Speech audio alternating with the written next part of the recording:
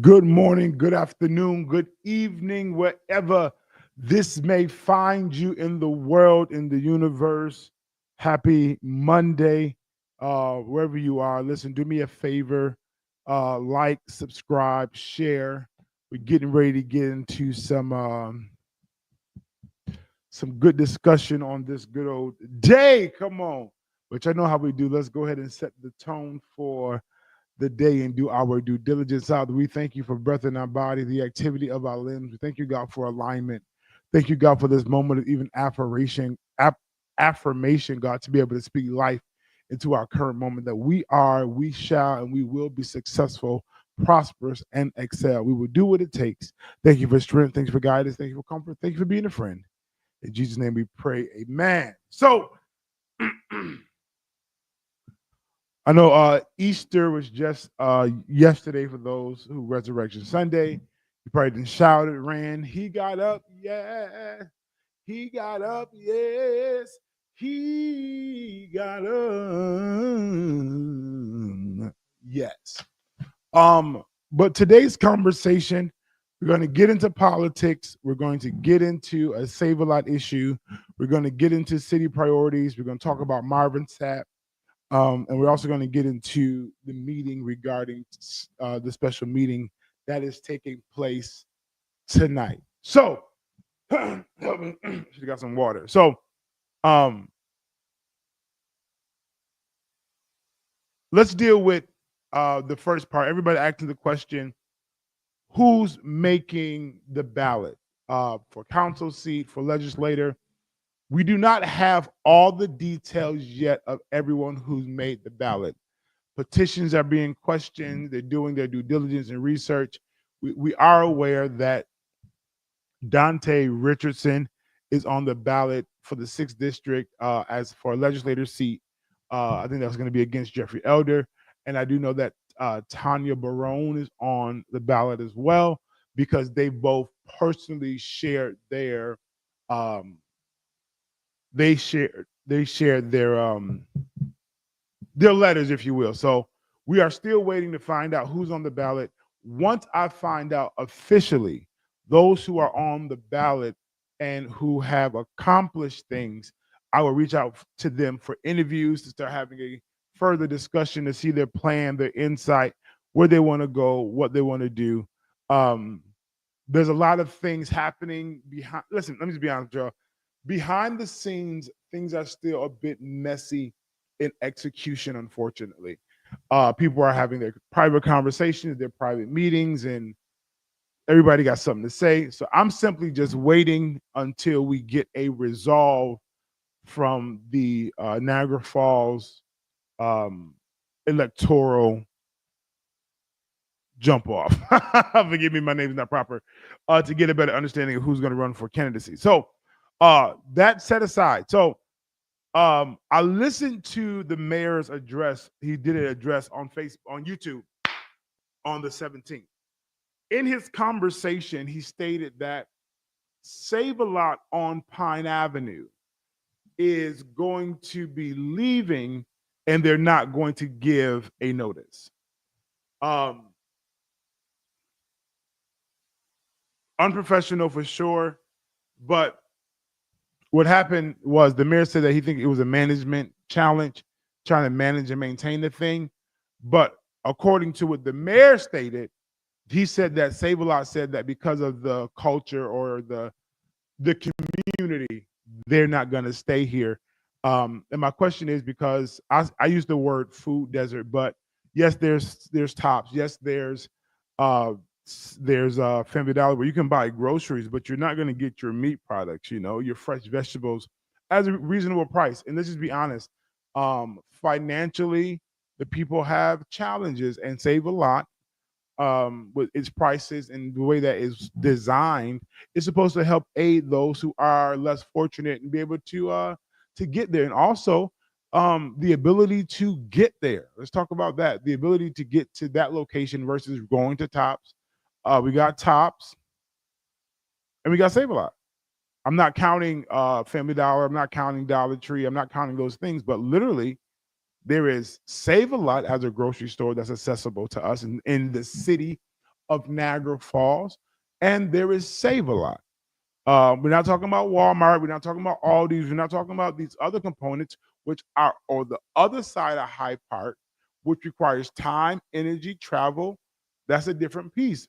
But right here in the city of Niagara Falls, our grocery stores include Tops and Save a Lot, where you're going to get meat, butchered, cut up, packaged, processed, vegetables. Yeah, you can get cereal. Yeah, you can get these other things. But my question now is, now that we're aware that um, Save a Lot is no longer going to be present at any day now, which means that you can go to Save a Lot today and they can be closed tomorrow. um, no notice. So, how does that affect our community? How does that affect those who live here? How does that affect financial situations and access? So, that is something to really consider and really to dive into. And I asked this question on Facebook. As a community, do we have the resources to come together to take over this said Save a Lot? You might want to change the name. Like, are we in a if Save a Lot is willing to leave, that means they're going to take what they can. They're not going to restock the shelves. I don't know their process, but is it possible? And if I'm wrong, check me. Is it possible that the community can collaborate? Watch the words, with investors, non-profits, and develop something where we are still able to serve the community food resources at a quality, affordable price based off of what's going on. So that's something to consider. So just don't be surprised when they're closing. I listened to the mayor a little bit further than that, and I'm running through these points kind of quickly. And he said that right now there is a budget that they set aside to, I think, change the lighting or some lights of some sort, right? And right now they are under budget, allowing for $1 million to be saved for the city overall. I have no problem with the need to advance the city in our technology and our presentation, but I get frustrated when we can spend finances on lighting. Not saying it's not needed, but we have no support for the things that's required in the city. We can spend $1 million on lighting, but we can't spend 550,000, 60,000, 70,000 on developing a process that's going to aid the community with the petitions that they put out there. Are there community centers? Absolutely. Are there places that our kids can go? Absolutely. But what happens when they are filled to capacity? The ratio of community resources and accessibility compared to children just doesn't add up. So we need something big, something major, something that's affordable, something that can be processed in such a way. But we rather focus on tourism, focus on these elements. And I just feel like there has to be a checks and balances of these things. So um, he's also they're getting ready to run a program this year for parking aids, which means number one, they're about to check your parking downtown. They're getting ready to manage it to get their money. And if you're wrong, they're gonna tell you get more money.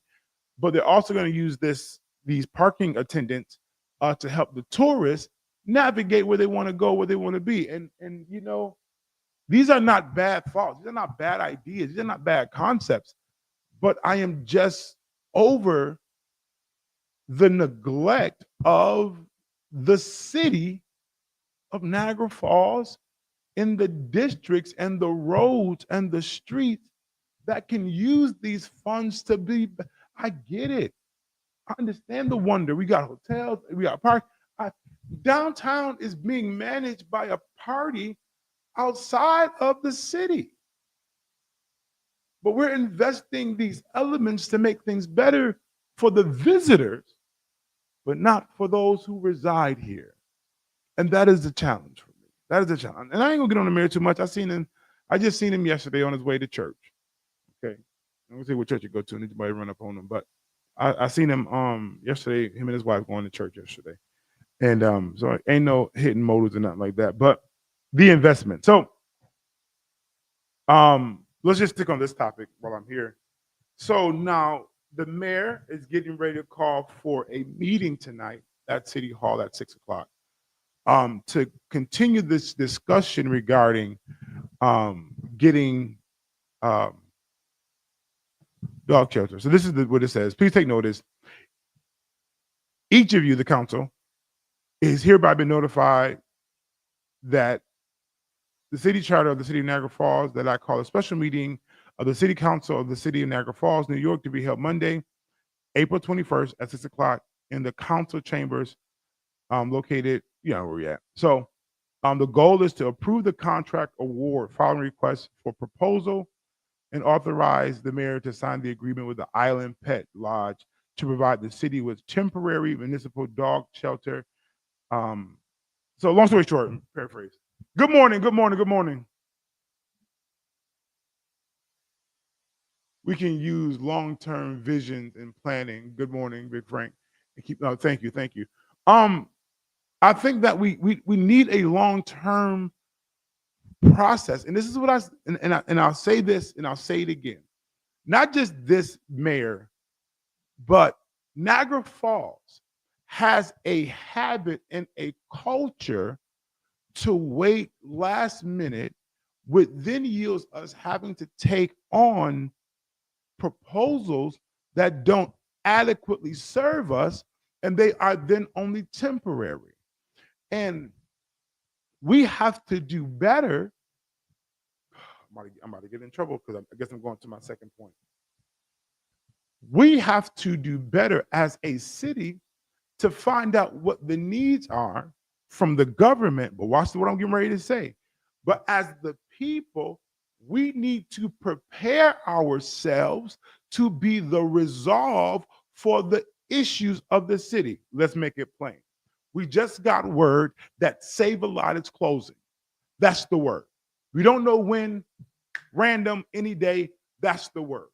Which now means that there is going to be a gap or a need to fulfill a marketplace setup in this location. Now, my question was and is, are we prepared to come together and develop something like this? Are we willing to write a petition to tell Save a Lot, you know what? We'll manage this. What would it cost? Watch the words. To buy your shelves. What would it cost us to take on this location? You can change the name. We'll take the name. Sell us what you have. We'll take that in consideration. We come up with a plan, and we as a community begin to put people in place to maintain the quality and the care that's required. I'm just saying, are we thinking like this?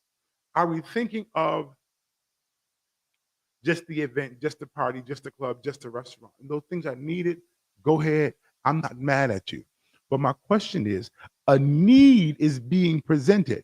And if you don't provide an answer for the need, community, I'm gonna be honest, you're going to then be mad when somebody of a different culture or a different race or a different background takes over the spot. But it's not because of the city's fault. If they provided you a time to make a proposal, can we make a proposal? Huh? Can we do something different? That's just the question that I'm asking. And I'm just saying that for Save a Lot, right?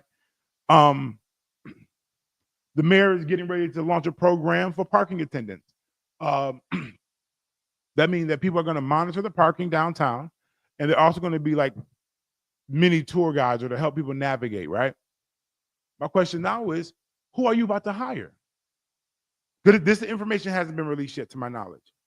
Who are you getting ready to hire? How can we apply? Or is this something that's already preset and set in order and you're just bringing over somebody from a different location to run parking aids here? These are valid questions, and I ask these questions not because I'm here to be defiant or I'm trying to fight with you. I'm asking these questions because if you're going to bring jobs, shouldn't those who live here have those jobs? If they're willing to apply, willing to take heed for it, are they willing to, right? I think that we have a responsibility uh, to just find out what the checks and balances are.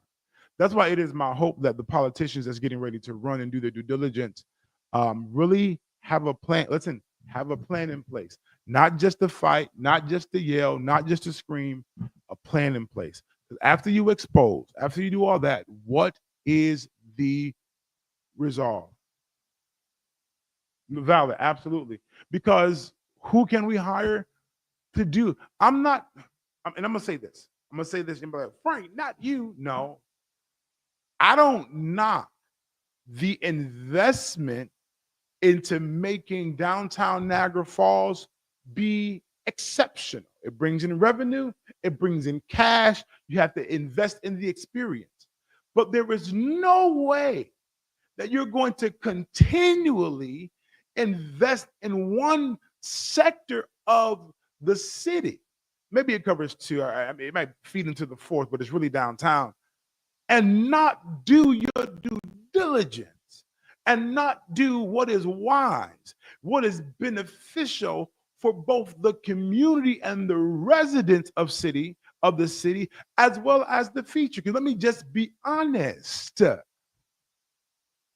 Though we have access to visit Niagara Falls, I have a hard time seeing us involved in the experience of Niagara.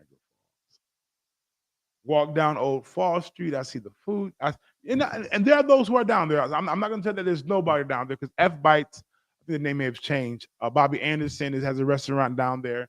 Some things are happening.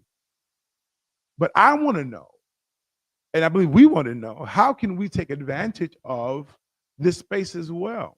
If you're going to get parking attendants, where's the post? Where's the link? How do we apply? Yeah, if you want to do this after the weather breaks, we should be applying now. Or are you investing in a company that already exists and you're bringing their employees to this place? Uniqua Lewis says, I want to be downtown. I want to be downtown as well. Absolutely. There, and I said this before and I'll say it again. There should be a process, a due process, and not with this red tape, listen to me. I respect the fact that certain things have to be done with quality and care. I get it. Health, health, health code, I got you. Handling food properly, I understand. To have a permit, I got you.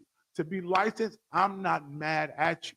But any other unnecessary red tape that stops me from being present is a disservice, especially when you have a city full of talented individuals who are gifted, who are able to really do it and do well. And that right there, I think Nico says there's definitely red tape, which is a cost, but they make it impossible. I think they say cost, which is cool, but no, look at me. Get my glasses together. Don't try to judge me today. It was a little rain on my glasses today. And I get being to code, I get these elements. But when I come down to talk to, I now have to go through, based on what I'm told, Delaware North to get a spot. You telling me now let's go ahead and talk about this. I know for a fact there are, I won't say millions, but there are so many entrepreneurs in the city of Niagara Falls who have the capability to create their own, pay for a space, but we're not offered the opportunity. For example, why do people who got brands in the city ain't got a table, ain't got a booth by the falls? Why is it that those who are got restaurants and those who are doing great things in places can't benefit off the millions that come through this location? What is it that it feels like? I'm just saying what it feels like, that Niagara Falls isn't welcome to Niagara Falls.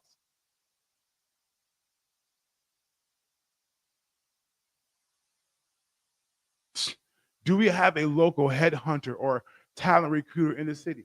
I don't even know. Like, I don't know. Like, I don't know because I'm gonna say this, and they had Thursday on Third Street. They do this every year. But when I walk down that street and I look around that street, I don't see culture. Now I'll say this: they did better. I think last year they had a guy come, maybe 2 years ago. A guy named Eric, he was African drum. He was a part of the stage performance. But it's like y'all calling for bands out here when I got bands right in the city of Niagara Falls. When I got bands that hit, all right. And I say that it's not just a black and white thing, but we have people in the city who can yield from the financial gain that you're getting from downtown Niagara Falls.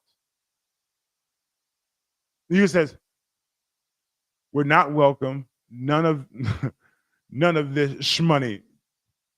But I got people opening up restaurants. I got people who are I have individuals who have saved and borrowed and done their due diligence to invest in their business, in their location. You telling me about right now we ain't got a ghost kitchen downtown that we can have on rotation for people to come into? All right, it's tour season. We here, we lit. The crowd is lit. You ain't got a food cart? Let me go ahead. We know Atmosphere. I'm gonna go ahead and call it. Atmosphere is a restaurant. It operate in the evening. Dante, what's up? It operate in the evening, but the Atmosphere can have a food cart in the daytime. Shorties, like, listen, ghost kitchen all over the South. What I'm saying is that, and watch this, and you outside the spot right now. You never told me yes or no. All right, y'all, we about to go for a commercial break. This joint is gonna loop. It's gonna loop about 4 times. All right, I'm about to go let Dr. Richardson and anybody join into my podcast. One moment, don't y'all go nowhere. Like I told y'all, it's gonna loop until I get back. All right, I gotta go let him in. He said he outside, so he didn't tell me he was coming. Y'all hold it right there. A quick answer from my sponsor. Listen, it's gonna loop, but don't y'all leave me. You hear me? All right, I'll be right back. Matter of fact, I'm gonna just play this one. Greetings and salutations, your boy Big Frank. What it is, what's up? Listen, hope you are in good spirits. Hope you are encouraged and ready to take on today's day. You got this. Wherever this may find you in the world, in the universe. Listen, number one, real quick, trust God's plan. Trust in his promises. Be confident in the fact that he has your back. I know what it looks like. I know how you feel. I know what you got going on. But he said what he said. He gonna do what he gonna do. Trust it. Let him navigate you. Don't be dependent on your own devices. Stop trying to figure it out on your own. God is trying to change you. He's trying to rearrange you. He's trying to readjust some things. Let him do what needs to be done, because your future is far greater than your current comprehension.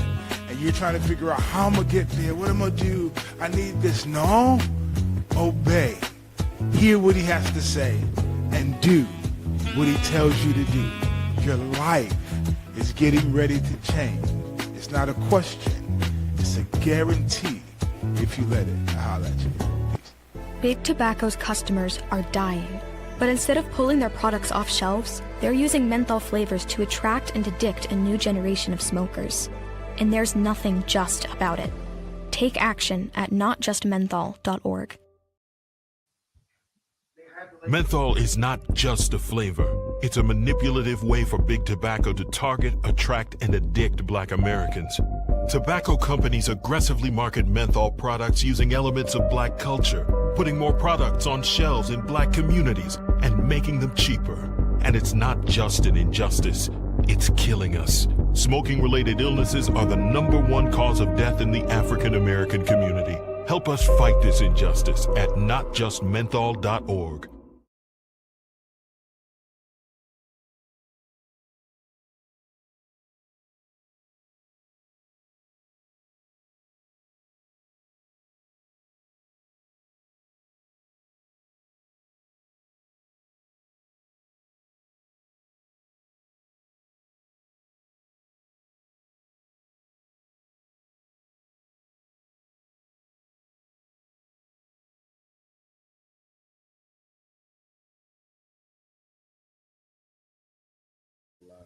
We live already, right? Look, I'm yeah. live? Good morning, good afternoon, good evening. We back. People pull up on you and you just hear. Make sure y'all can hear me. We talking good. 1, 2, 3. All right, we still here. Yeah. Welcome Dante Richardson to the show. All my paperwork showing now because it was closer. The camera was close, but we're here now. How you doing, sir? Good, bro. Good. And, good. I'm not reading on the script. No. This from the mayor. Yeah. I don't have a script or screen. You Dante? No, so I'm snitching now. Dante was supposed to come yesterday. Yeah. To record, but it was Easter, it was family, it was food, so I got it. Yeah. Therefore, I texted him he was gonna show up today. He didn't respond, so I was live. He said he was outside, so he in here now. So let's get into this political landscape. Are you on the ballot? Yes. You're on the ballot. On the ballot. Who else made the ballot? We're still waiting for Micaiah Lee's going to make the ballot. Okay. And Savannah. Okay. Savannah Roman. They were running for city council. She's gonna make the ballot as well. Tanya Barone. Okay. Vince Cully. Who else? Sean Mack definitely made the ballot. Gotcha. Okay, cool. And that's all. That's the only I know that. Here you go. Anybody else who didn't make the ballot, you don't know their names that I just said right now, you shouldn't. I wouldn't even try to figure their names out. Yeah. All right. So that's that. So we'll get. So hopefully this week will the full list come out this week, or they still investigating folks and still figuring it out? Huh? So will this week will the full list come out?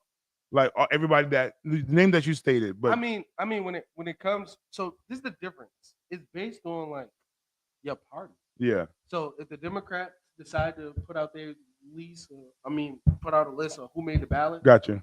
That they sponsored, they'll put it out. The Republicans are gonna put out Gotcha. Who they make. So for example, the Republicans, we just had a meeting talking about positions. Who made the ballot? Who didn't make the ballot? So all the Republicans know. They sent out an email. Okay. Now I don't know if they do that for the Democrats, which they probably don't. Right? Gotcha. Because you're a Democrat. Yeah. Right? You wouldn't be asking me this. No. Here you go. It's crazy. Valid. All right. So real quick, so Stabilize getting ready to close. Yep. So the conversation I was having online was, what's the plan? And now actually, what's the plan, not just from the mayor and the government point of view, but as a community, what could we do? Not actually even to stop it, but to take over that. What would be your suggested plan of action? So we got somebody right now that's looking to put a grocery store. Okay. The community. You've been trying to since last year. Oh wow. So first person we contacted with was Brian Archie about it. Okay.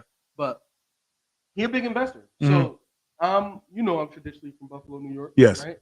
This same investor ended up putting a grocery store in on Utica. Okay. It was a desert. It was a Valid. He put it there. Darius Prison didn't believe he was going to put it there. Yeah. And he ended up putting it in there. Oh wow. So he wanted to do the same thing here. So me and CJ sat down. CJ, Visionary Real Estate, was talking to him about where he wanted to put it. It's no space. Yeah. Now all of a sudden, Save a Lot leaves. So right. We're gonna make the proposal to see if they take him to bring him in. He already got 2 grocery stores in Buffalo. I'll say less. Fresh food. Look at that. Things just happen. Now the thing is this, y'all. We might not get it in because of who it's actually coming from. Now that's another. And this is what goes on. They don't allow certain programs. They don't allow certain things to be done in government because it's not like they don't want it to work. They just don't want you to get credit for doing anything. Yeah. Because they feel that it takes away from their political power of them not doing anything. Yeah. And I think that's unfortunate because like I said, that's what we talk about, that red tape we were talking about moments ago, because it's like, hey, you need a thing, we can provide a thing, but you now throw all these red tape restrictions to kind of block us out. And sometimes it's simply because of who's doing it. Yep. And I think that's it's who's doing it. And it's who's doing it and if it's attached to their name. Yeah. Because let's be honest, they're not being judged on whether they're going to get in office based off of empire. Yeah. Based off of popularity. Absolutely. Based och of PR. Yeah. They're not looking at numbers like how many jobs this guy created. Yeah. Right? Yeah. They know. How much investment dollars did he bring into the city? Yeah. Right? They're not doing like other major cities do. Yeah. When it comes to economic development or when it comes to looking at the core numbers, crime, looking at the actual numbers to see if this guy's a good mayor or if this is a good administration or not. Michael Barksdale said, "Here you put in a name today." They are the city administration, and I say the people who vote, who currently vote. What I would say, the majority based voters here, or the frequently based voters. And that's another conversation. Yeah, the people that vote. People that vote. They really don't look at impact numbers when they vote. Most of the time, it's the same individuals that vote over and over again. Absolutely. And they're tied to some union, right? Yeah. Most of the teachers union, police union, labor union with construction, right? But the strongest union is the public securities union. So that's police and firefighters. Yeah.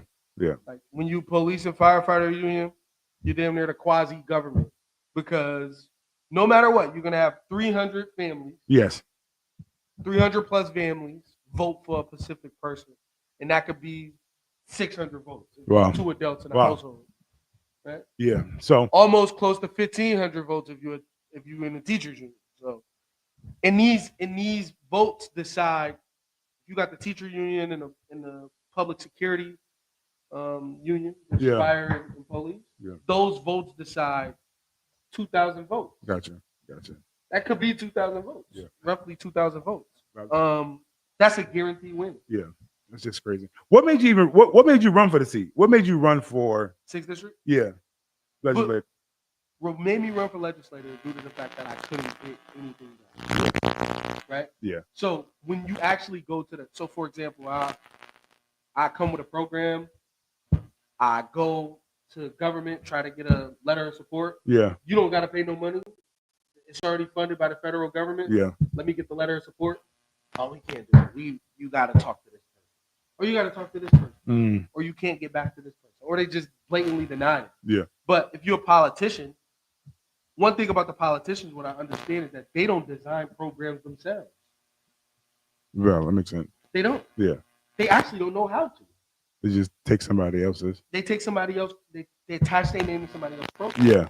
But where your strength would be at is if you actually do ecosystem development, if you actually do economic development, you got these relationships, you'll be able to bring people to the table to design programs that you actually want. Yeah. But you just in that conversation from years ago, we're going about 2 years now, I think it is. You've made decisions to bring ideas, and I've heard you bring technology concepts to the table, but for you then to be rejected or not work because of somebody's political placement is disheartening. But I think that the need to run or to fight, you got to do it yourself. Yeah, we sitting on the same thing from last year. Yeah. Almost last year. Me and you had a conversation about accelerators. Exactly. Yep. And why you got IC Success in Buffalo. Yeah. When we was at your talk show. Yes. Yeah. We're sitting on the same company. Yeah. Yeah. It's still waiting to actually be developed. We still waiting. Actually, Chuck Schumer office reached out to us. Yeah. Matt from Chuck Schumer's office. Shout out Matt. Chuck Schumer's chief of staff of Western New York. Good guy. He reached out to us and wanted to give us a letter of support. Yeah. They already gave Generator $13 million. Wow. To build accelerators on the Great Lakes. It's on every Great Lake city. Yeah. But Buffalo, Rochester, but New York. Yeah. Great Lake City. And they want to do it here in Niagara Falls. But we got special interest that's currently. We just got people that's currently in position that don't really want the private sector to flourish. Yeah, for sure. Exactly. So it's the same program. Generator and UV cultivator is the same thing. Gotcha. But then it speaks to us because we will spend millions of dollars on a shelter. We'll spend millions of dollars on lights for a city. I think our investment or our focus is just in the wrong location.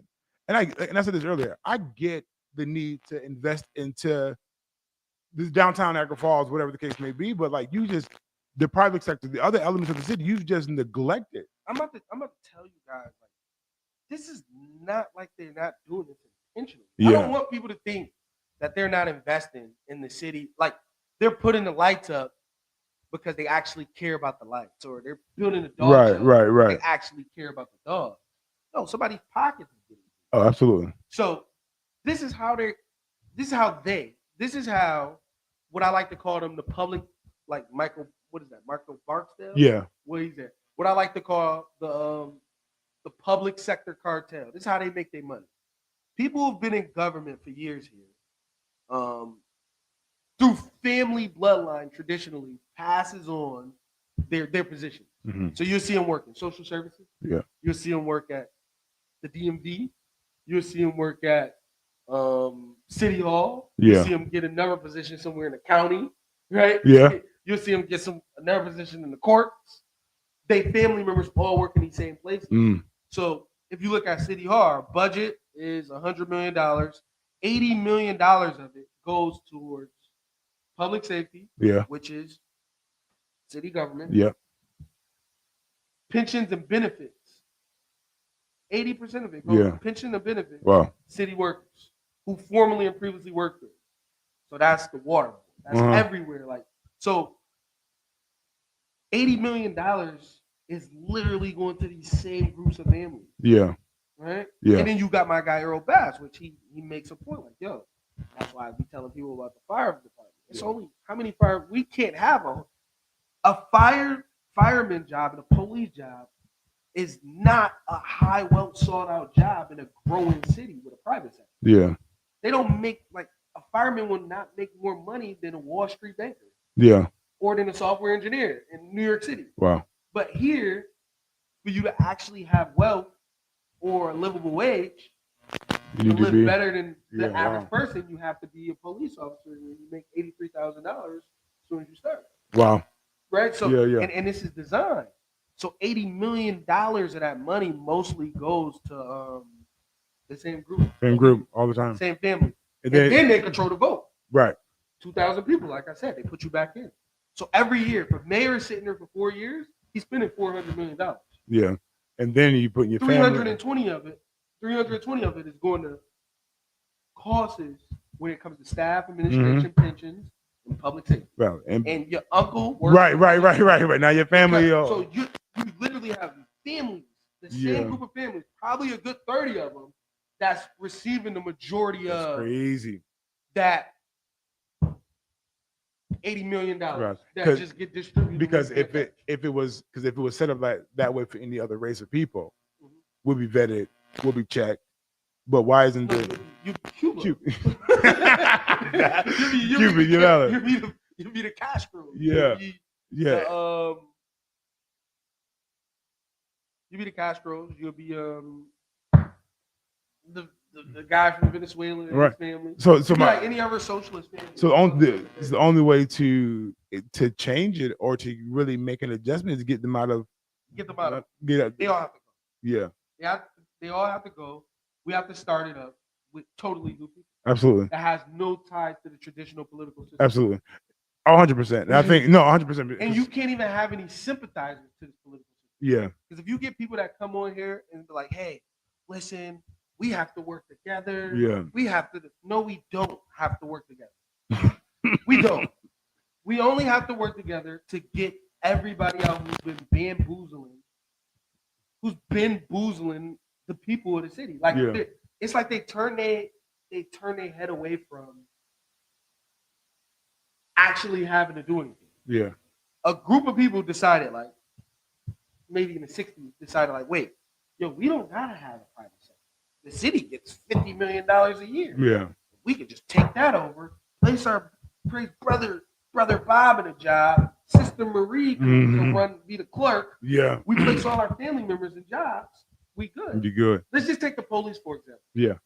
If you got two brothers that's police officers currently right now. Yeah. And they have 5 sons apiece. Yeah. Or got 5 sons and nephews apiece, spread it out. Yeah. If you could get 10 people police jobs, that's within your currently right now. Yeah. That's within your circle. That's $83,000 a year. 10 people. That's $830,000. Yeah. Before time. Yeah. What's the benefit? A year for one group of people. You get 10 people in. Wow. If you had 10 people. Yeah. After 10 years, $10 million. Yeah. Just that group. Just a group by Could itself. generate $10 million just for salary. Yeah. So Yeah. it I think we have enough. We use the term work together, and I think ideally when you have the healthcare field same way too, because the same family members sit on the board. Yeah, I think that even now we talk about working together. I think that the way it's set up now, I'm be honest, you need individuals just because they have the power. Yeah. But I think what you bring in a new regime, you realize that no, we can do it together, but us. Like we don't need any. We become the power. Yeah, we take over and we create what this needs to be. And I think there's a different location of unity. If that makes sense. Exactly. So it is unity. Yeah, it's unity amongst the people who have been, you would say, oppressed and innovators. Yeah, valid. So for example, our country started by innovators. Yeah. Right? And you would say that they were patriots / pirates, but they were innovators. They were thinking beyond the means, like they went against the crowd. Yeah. Like, it was a group of families who controlled the colonies of the United States. Yeah. And they was like, wait. Nah, this is not gonna work. Yeah. Right? And then you have some sympathizers to the group of families. Mm-hmm. Governors. Yeah. They was called loyalists. Yeah. Sympathizers because they actually benefited from the British rule. Yeah. You got people who do that today because they have a job somewhere. Whether and it sinks in so much because you got the public sector cartel. Yeah. It's wings, city government, it's county government. Yeah. Then it's nonprofits that synced into these that actually be able to get the money. That's why you don't see a lot of nonprofits here outside of a certain group of nonprofits tied to the Catholics. Yeah, that's actually getting any grants. That's true. That's true. You don't see it because that's the same family, and they pulling off. And now we're not saying that this is wrong. I respect families running things. Yeah. Because even throughout our government, which is what it is. America is ran by different families as well. Yes. But they're hoarders. Yeah. They're hoarding everything and not building nothing else and stopping anybody else from building. Yeah. New York City ran by families. Yeah. But you can find a job down there. Valid. In your chosen field. Right? Yeah, they're choosing not to build anything and hoarding all of the money that's supposed to be for the community and blaming private individuals who have nothing to do with this city. Right. Have nothing to do with giving you anything. Right. For the losses of the city. Yeah. So they blame developers. Yeah. But then they take the quote unquote a lot of money for the community and repurpose it back to downtown. Yeah. So we want to take from this fund, which is designed to help the community evolve or do better, but we want to take from that and allocate it somewhere else. We are a piss poor financial institution. Like financially, we just make piss poor decisions. I look at it like this. If you had your own multi-corporation, the first thing you would want to look at is who's growing it. Yeah. Like, for a regular business, what's the income? What's the income? Valid. What markets we in there? Yeah. What our employees look like? How many people getting hired? How fast we hire people? What is our branding looking like? Like, what are they saying about us online? Yeah. The audience is talking.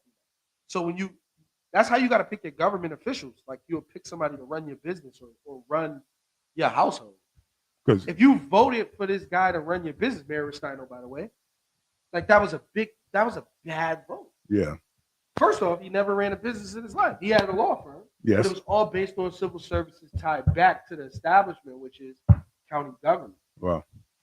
And then when he lost his job off the bench, right? Yeah. As a judge, I know what he went to go be, right? What? A Medicaid fraud specialist, $74,000. Wow. At social service. Yeah. That's Googleable. He left, went to go be a Medicaid fraud specialist.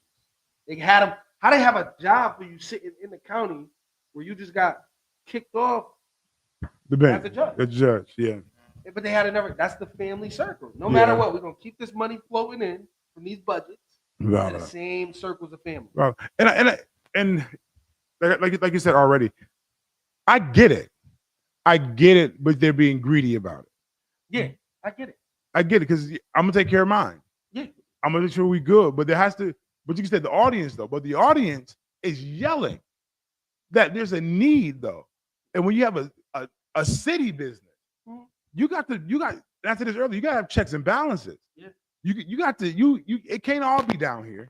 It can't all be over here. It can't all be greasing these pockets, and then the city is just piss poor. We just got. This is the better way to execution. Yo, they pride themselves on not being innovative. I never heard of city government be happy. Like, do you guys remember when we had those horse carriages? Yeah. Going down the street in Niagara Falls. It was full of people out there. And we had those like you're priding yourself on Off of not advancing. Past attention. Yeah. On past innovation that hasn't been actually done. Right. And like you said, and then we have no true programs that are consistent in evolving the people. Exactly. Entrepreneur programs. That's the main one. No, period. That's the main one that gets you started. Yeah. Tap in. We are live, so you can write your comment. Because I just feel like if you're not evolving the people, if you're not providing resources so people can get money, yeah. Because like I say this all the time, look at Main Street. Main Street has a sign that says the business district, and the only business that's there is the Amtrak station, a pizza spot, a corner store. Yeah, my guy, Ninja. Stop. No, valid. Like, and it's like all this, but there's so much emptiness. And like I said, I think I talked to Uniqua when I said it. I am not knocking the beautifying or painting the buildings, if you will. Yeah. But what is the plan of action to turn these buildings into something greater? And here we go. Right. So they started a plan. Yeah. Yes. As you know, the mayor ended up entering the real estate market. Yes. So the city is now in the business of being in the real estate market. Yes. To compete against private developers. Right? Yeah. So what he did was he purchased these properties, the Rapids, yes. And he purchased 33 building former Blue Cardinal property. Right. Pissport agreement. Yeah, Pissport agreement. And now he partnered with Norlick. Okay. Norlick is the bank. It's the land bank for the county. Okay, I'm not sure. Norlick stands for Niagara Orleans Land Investment Corporation. Gotcha. I do my research. Yeah. So Norlick. He partnered with Norlick outside of the county. The deputy commissioner of economic development for Niagara County runs Norlick as the executive director. They helped them purchase it as well. So now they're trying to basically sell it off to developers. Yeah. In smaller pieces. Mm-hmm. So one whole developer doesn't own the whole thing. Valid. Bro, that's not how markets. I'm sorry. It's not like, so you're telling me, like we're in China, like we're in Cuba, that the city government used our money to purchase real estate property, which is cool, right? Instead of just auction them off regularly. Because before they was going to take them off anyway. Yeah. Like a normal city. This is how it normally works. It's America. It's capitalism. Let's take these from you. Yeah. Pay your taxes. Let's auction them back. Absolutely. And let the market decide what they're worth. Yeah. They're not doing that. They're saying we bought these. You have to submit us a project. Tell us what is it going to be, and we got to approve it. And it's a $10,000 application. We already put in 2 applications, by the way. They never got back to us. Well, it's $10,000 per application. That is crazy all by itself. Okay. Because if we take the format that you just said and to auction off a location, I might have $20,000-$30,000 today. I can take this off your hands today. But now I got the application is $10,000. Application is $10,000. Put a request for a proposal. If they don't like the application, they still keep $1,000 and you get 9. That's what's going on right now. So that's red tape. Red tape, and it's literally communism. Yeah. It's literally communism being done. Meaning that there's no, even if I want to succeed or excel or do something, you haven't even provided me room to do it. Exactly. Like, so even if I may not have the millions, but I got 5 figures. I got something, but now you want to take from that just in paperwork. Mm-hmm. Yeah. Yeah. Normally, the process is this: the developers go bankrupt, or they don't pay their taxes. The city takes it. Absolutely. It auctions the babies off. Auction off Main and Street. Let them go. Absolutely. Let them go grab it. But now he's trying to control the market. Wow. He's trying to make sure the developers that he likes gets in. The only people that do that, the only people that's controlling the markets like that, people who get kickbacks. That's overseas, under the table money type stuff. Wow. You want these properties? These is ours. Yeah. Here go the application fee. It comes next is, let me see your project, man. We like your project. Right. Was wondering if you could throw a little something over it. You can't do that. Nope. You can't just can't get no kickback. Bro, I'm telling you right now, I don't know when this is gonna come, but these people currently that's working in City Hall, the City Hall administration, is some of the most, and what kills me is why Chris Bergotti or any of the Democrats doesn't speak up about it when they're against so much corruption. Yeah. They sit here and talk about corruption. They sit here and talk about Trump. Literally in our backyard, we got a dude that's. Well, you can't really get the dog shelter. Now I'm telling you stuff people don't even know. Why is the village just sitting over there? And I was just getting ready to say that because I think even for this moment on this podcast is that there's people on right now who we're not even aware of what you just dropping. Like we don't even know. And the only reason why I know this, I'm gonna tell you, the only reason why I'm able to figure this stuff out is because I'm not a Democrat. And one thing I learned is that the Democrats like to hide information from individuals. Yeah. They already think that, he's African American, she's African American. They're gonna vote for us anyway. We don't gotta share information. Yeah. We don't gotta share what's going on. One thing about the Republican Party ever since I've been more active in the Republican Party here, I get mostly all the information. I know what's going on. Wow.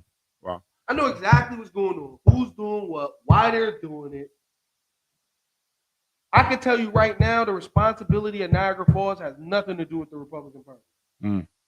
Or I'll be pointing a finger at them. Yeah. Right? Yeah. But because it has nothing to do with them, or why you see me going so hard on social media against Chris Bergotti, Colin Lingamari, everybody else, because Restino, Jim Perry, especially Brian. Wow. Right? But I hold him accountable, especially because of we had a conversation before he went in office. Mm-hmm. And one of the key things, I told him what I was trying to do. Like, yo, listen, it's only 2 industries that is building up city right now. Mm-hmm. It's tech and finance. Yeah. So if you're not getting no banks or financial companies moving to your city, you got to get some technology companies. Valid. Because they create the environment for subset. Mm-hmm. They have enough money. Their workers will spend money in the economy. Wow. On small business. Yeah. Their workers will spend money on houses because they need somewhere to live. And construction. Like if you got a new technology company moving in, you saw what Buffalo. You see what Buffalo. Buffalo is. It's just point blank. The example, 30 minutes away. Yeah. Odu, for example, we brought them to Niagara Falls. I keep going over this story. They're in the tower now, downtown in Buffalo now. They moved from Seneca One Tower to their own tower. Yeah. That's how much money is being. That's how much money. So they got to fill that tower up with 1,000 jobs. Yeah. By 2030. Wow. With 1,000 jobs. They had like we don't 300. And I think I was thinking this Sean was on, but we don't take 30 minutes away, there's a blueprint. There is a format that exists. You don't have to reinvent the wheel, just apply it to where we are, but for some reason we won't take the simple thing. Yeah. You could go 30 minutes away, you go an hour away to Rochester, you could go, matter of fact, 3.5 hours away to Pittsburgh. Everybody's doing it. Yeah. All the industrial Rust Belt cities are doing it. Yeah. It's literally case studies, formulas on how it gets done.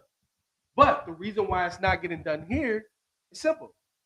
It's the creation of another sector that they can't control. Yeah. These families don't control the private sector. They can't control the tech sector. Yeah. If you bring one software company in, 1,000 workers. Yeah. That's 1,000 new voters that they don't control. Yeah. So why do we want that? I don't be honest with you. I didn't even process it in that context. I just didn't. Not until you said that. But Michael Barksdale said, "Why is it that 202 million and 700 employees employ entities called the Board of Education is being overlooked? Why is it that 202 million and 700 employee entities called the Board of Education is being overlooked?" I'm gonna be completely honest with you, Michael Barksdale. That's the least of our problems. At least the least of our problems if you locally live in Niagara Falls. Mm-hmm. We got to figure out how we won't be a desolated town. Yeah. So I want to explain something to you, Michael. During the 1930s, it was something called the Great Depression that happened. It was a transition period economically for the United States. Mostly everybody was leaving the agriculture system and it was going into the industrial system with machines. It started after 1865, which was the end of slavery, which was the end of the monopolies that the agriculture businesses had for plantations. Yes. They was moving on to machines because they had to get rid of slaves because why would I buy a cotton gin when I could buy a human? Mm-hmm. Not only will he pick cotton, but he'll give me some water. Why would I buy a car when I could buy a human to drive me around in a buggy with a horse? So we got to get rid of this. So they had to get rid of slavery, and we moved into the industrial age. I say that to say this. That's happening now. The southern towns that didn't want to switch and to get with the industrial age, they literally became vacant. No, literally. Highly. They literally became vacant. Their populations left, moved north to industrial towns, worked in factories. You're going to see the same thing that's about to happen as we move from the industrial age to the technology to the digital age, especially AI, which is artificial intelligence. You're going to see that more and more. We don't have a strategic plan to build our city up or build our workforce up in this age. No valid. In a lot of the southern cities during the 1960s, during the industrial age, didn't have a plan either. It was like, oh, let them leave. We're still going to do sharecropping. That's what they did. It's like, go, those N-words, those Negroes want to move up north, let them. We'll keep the ones out here that want to do sharecropping. We don't believe in those machines. That's the same thing what's going on now. So if you hear our government act like they're scared to invest in technology, doesn't know about technology, most of the time it's they don't know about it. Yeah. And they don't see how it makes them powerful, so they don't even want to touch it. It actually disrupts their power because they know they have to depend on others to bring in this type of stuff. Absolutely. Others like me and you. Valid. Right. So, Valid. And they'll be left behind. And I said this many city hall meetings that the city itself is just, we're so behind in time. Speaking of the Board of Education, though, you got China. They're starting this September, every child at the age of 6 has to learn AI. It's mandatory in school. Everybody. Wow. You're 6. You got to learn your ABCs after. You got to learn how to write English. By 6th grade. Over there, you got to learn AI by age of 6. Because it's happening. Yeah. It's already ahead, and we're already behind. So make sure. Sean Mapp said, if you increase wealth, you change their mindsets. Absolutely. And I think that's something valid. That's something. Come on, make it happen. That's something that has to happen. Like I said, this platform is designed to educate. But Frank, why are you talking this much? I'm learning as well. Okay, I get insight and information, but I think that we have a responsibility to do our due diligence as a community, as a people. And I'm just going to call a spade, and a change is required. You got to be intentional. Y'all can't just make decisions just because. You need to know what's happening, what's going on. Find out where your money going, where it's at. But also, like you said, like get wealth for yourself. Like don't wait for nobody else, man. Do your due diligence. Like they talk about AI, get on it. You better learn it. Tap into it. Get your kids involved. It's real scary about what's going on. So, for example, just sit down, talk to some of the candidates. Yeah. Tell them what's their actual plan to create jobs. What do those jobs look like? And then when they tell you their actual plan to create jobs, tell them to show it to you. Yeah. And if they can't show you those actual plans for creating jobs, tell them to point to an example of how these jobs are created. Yeah. And then Google the actual jobs that they plan on creating for you and see if you could actually get those jobs, right? And to see how much those jobs pay. Right. And tell me if you want to do that for the next 20 years. Yeah. It's no valid. And to see if you even got access to the jobs, because like I just told you recently, the mayor's getting ready to do this parking aid situation downtown. But then my question is, are you providing us the job or somebody else got the jobs already? So when you say we're providing jobs, it ain't to us. Bro, those parking jobs that he's doing is extortion. Those are another extortion position to where he uses the city to figure out a way to create income streams for the city while he's in office to decide where he's going to continue to place that money. Yeah. As the comb gets webbed back, I think whoever runs for mayor, one of the key points should be in the next 2 years that they will do a full audit of what happened to Niagara Falls in the last 20 years. Oh, valid. And they will actually have it put directly online, map it out, so you guys can see how things really how you've been bamboozled. Bamboozled.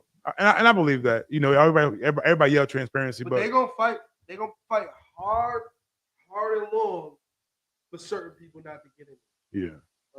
Certain people like Micaiah. They're gonna fight hard. Yeah. They're gonna fight hard against me. They're gonna fight hard against Sean because we don't represent an establishment that they grow. And I have nothing against police officers. Gotcha. Right? Or firefighters. Valid. Right? Valid. I think that they actually serve a job that's important. Yeah. For the city. Valid. It's important for the city. But I don't think that their jobs should be the most high paying jobs.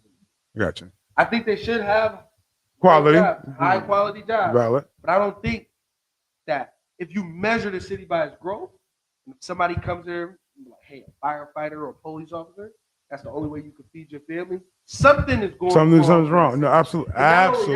And not only that, if I was a police officer or firefighter, if I was intelligent, right, and I was thinking in a more capitalistic way, yeah, and not a socialist way, yeah, right, I would want somebody in the office of mayor or running an administration that increases the wealth of the city. Absolutely. Valid. Like, what are you talking?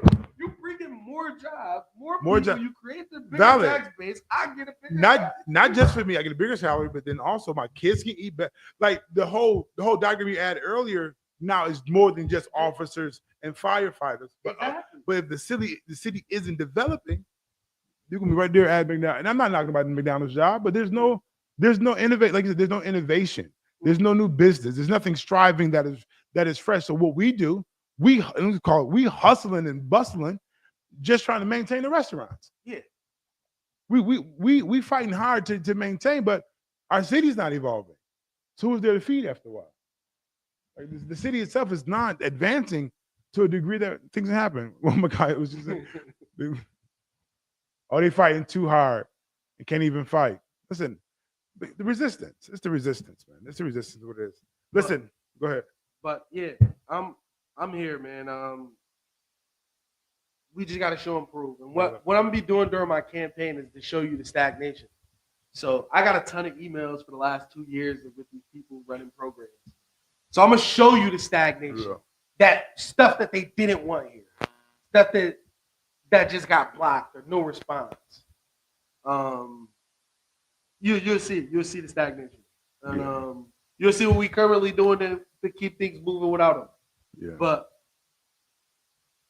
if your government blocks you from doing business, I kind of feel sorry for any investors or anybody that's trying to build anything out. And that's why you get people under the table. Yeah. Hustling on the side because the city won't even allow me to do what needs to be done. And then you got, like we talked about that red tape, the $10,000 application, I just think it's ridiculous. Yeah. Like to actually get in on the deal. To get in on the deal, I gotta pay. You have a $10,000 check deposit. And then if you don't like something I said on it, it's over. It's over, but you still keep $1,000 of my dollars. Yes. It's crazy. That's the program. That's crazy. If you're interested in figuring out how you can get some of Main Street property, Visionary Real Estate, 1908 Pine Avenue. Yeah. CJ Cox, hit him up.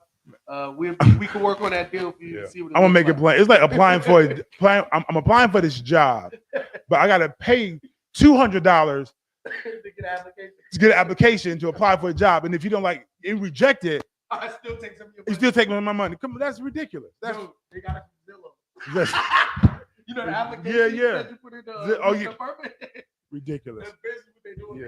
It's like Yeah. a larger version of Zillow. Yeah. No, it's nuts. It's Yeah. nuts. No, shout out to Dante for coming through today because I appreciate it. Because to be honest with you all, he is a wealth of knowledge and information, and he's in tune, not for clout reasons or not just to be out there, but literally involved in a true meaning of change. Like I said, even before running for anything, his desire to innovate and to push has always been present. But he's also always been receiving slack and resistance from the city overall. So change is required. When it comes time to vote, don't do what you always done. Be intentional, be impactful, and also give somebody else a chance to show you that it can be different. Like don't be stuck where you at. Listen, anything that you want to drop off and we ready to get out of here? Nah, I know, valid.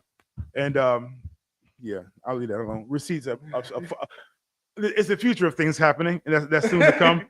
just wait. And I said this: once I figure out, we know those who are on the ballot for sure. Others who are who haven't been mentioned, who may have made it, we'll reach out to you all and have a continual conversation regarding that because the people need to know what's going on, and I ain't got no problem being the one to tell them. And if you don't like me, keep on being great. I'll holler at y'all.